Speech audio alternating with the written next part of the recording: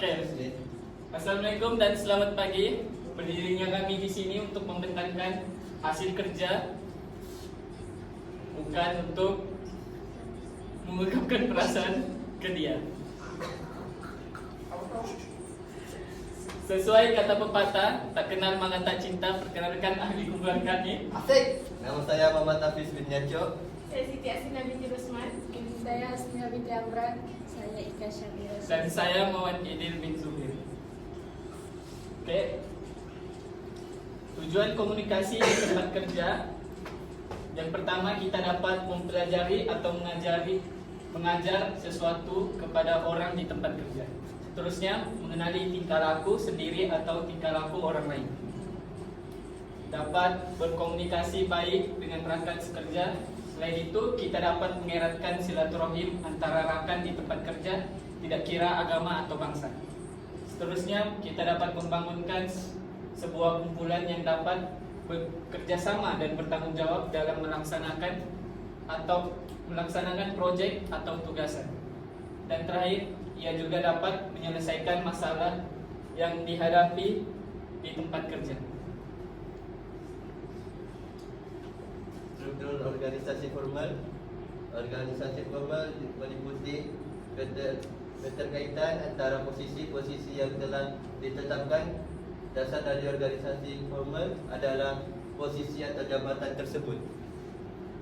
Tujuan besar yang ditentukan dalam perancangan organisasi dibagi menjadi beban kerja yang lebih mudah ditangani tiap departemen dan individu ke dalam tugas-tugas, kewajipan dan tanggungjawab.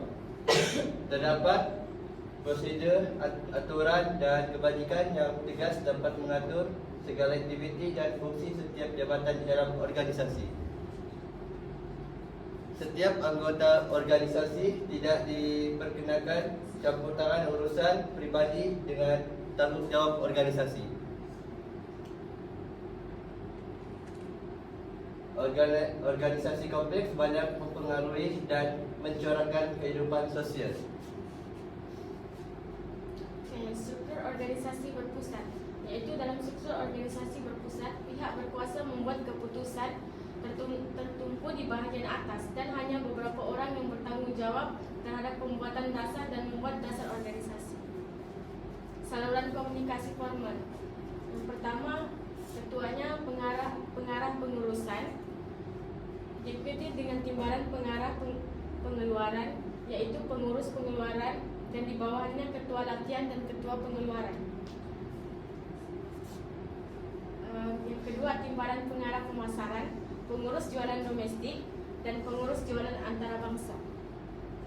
Yang terakhir yaitu timbalan pengarah keuangan, yaitu ketua akuntan, di bawahnya staf akuntan dan akuntan kos.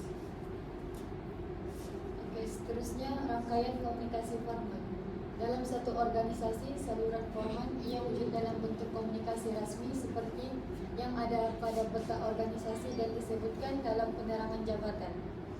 Saluran komunikasi formal adalah saluran yang tersusun dengan baik selain dikenali sebagai saluran institusi. Ia juga penting bagi memastikan maklumat yang ingin disampaikan kepada pekerja khususnya dalam sistem organisasi. Komunikasi formal terbagi kepada 3, yaitu rantai, roda, dan semua saluran. Next. Oke, kelebihan dan kekurangan struktur organisasi formal. Bagi kelebihan ada 3, yaitu lebih stabil. Lebih stabil ini organisasi beroperasi berdasarkan aturan dan prosedur. Untuk hubungan profesional, orang-orang yang berinteraksi satu sama lain karena pekerjaan. Untuk yang kerja sistematik, organisasi formal membagi aktivitas ke dalam beberapa unit dan posisi. Kelemahan, pengambilan keputusan yang lambat. Setiap orang tidak bisa mengambil keputusan sesuka hati. Mengabaikan keperluan sosial. Organisasi formal hanya mementingkan pekerjaan. Pembayaran lebih tinggi. Cara menjalankan organisasi dapat menyebabkan pembayaran yang lebih tinggi. Seterusnya, sistem serantai. Maklumat mengalir dari seorang ke seorang yang lain. Sistem mengetat, maklumat menarik tetapi tidak berkaitan dengan kerja. Sistem kebarangkalian, pemberitahuan maklumat dilakukan secara rawan. Seterusnya, sistem gugusan, dikenali sebagai rangkaian kelompok. Kebaikan dan kelemahan struktur organisasi tidak formal. Kelebihan, ia cenderung meletakkan birokrasi di tempat yang dapat melancarkan operasi. Maklumat boleh hilang kerana ia membuat jalan ke atas atau ke bawah dengan butiran penting dilupakan atau menjadi condong. Kelemahan dari sumber kabar angin dan ia boleh menimbulkan masalah. Kami akhiri pembentangan kami dengan ucapan sekian terima kasih. Mohon maaf sekiranya suara kami tidak jelas, seperti hubungan kita yang tidak jelas. Bye. Bye. Tersakiti guys.